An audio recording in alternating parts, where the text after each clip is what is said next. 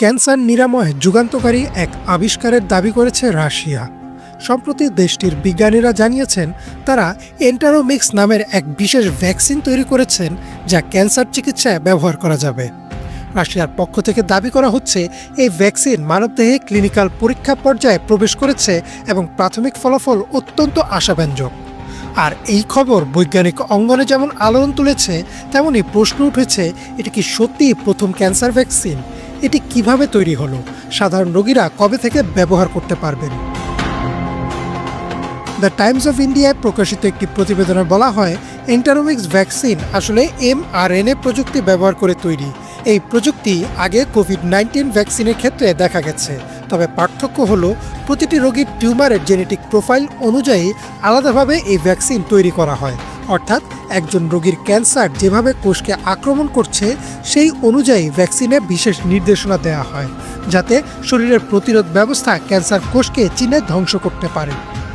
এনডিটিভির এক প্রতিবেদনে উল্লেখ করা হয়েছে, প্রাথমিক মানব পরীক্ষায় ভ্যাকসিনটি 100% কার্যকর বলে দাবি করা হয়েছে, যদিও পরীক্ষার সংখ্যা সীমিত এবং দীর্ঘমেয়াদী ফলাফল এখনও অজানা। প্রশ্ন আসতে পারে, এটাই কি বিশ্বের প্রথম ক্যান্সার ভ্যাকসিন? আসলে না, এর আগেও প্রতিরোধমূলক ভ্যাকসিন তৈরি হয়েছে, যেমন HPV ভ্যাকসিন, যা সার্ভিক্যাল ক্যান্সার প্রতিরোধে সাহায্য করে।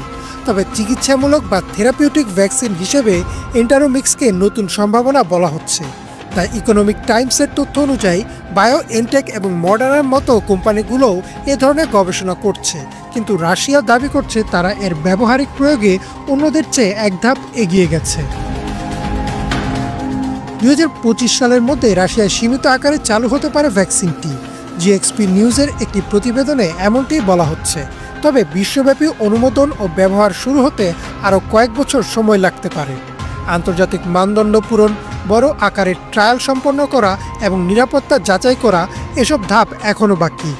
ফলে এখনই এটিকে ক্যান্সারের চূড়ান্ত চিকিৎসা হিসেবে দেখা ঠিক হবে না। বিশ্ব স্বাস্থ্য সংস্থার তথ্য অনুযায়ী প্রতি বছর বিশ্বে প্রায় 90 লাখ মানুষ ক্যান্সারে মারা যান এবং নতুন রোগীর সংখ্যা প্রায় 2 কোটি। যদি এন্টারোমিক্স বা এ ধরনের কোনো ভ্যাকসিন কার্যকর প্রমাণিত হয়, তাহলে লাখ লাখ মানুষের জীবন রক্ষা করা সম্ভব হতে পারে। রাশিয়ার ভ্যাকসিনটি নিয়ে ভূরাজনৈতিক প্রশ্ন উঠেছে। নিউজউইকে প্রকাশিত বিশ্লেষণে বলা হয়েছে, রাশিয়া হয়তো এই ভ্যাকসিনকে যুক্তরাষ্ট্র ও পশ্চিমা দেশগুলোর সঙ্গে আলোচনায় কূটনৈতিক হাতিয়ার হিসেবে ব্যবহার করতে পারে।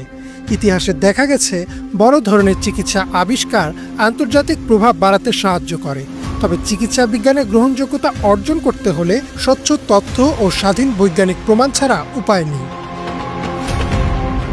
এন্টারোমিক্স এখনও পরীক্ষার পর্যায়ে থাকলেও এটি ক্যান্সার চিকিৎসায় নতুন এক দিগন্ত খুলে দিতে পারে।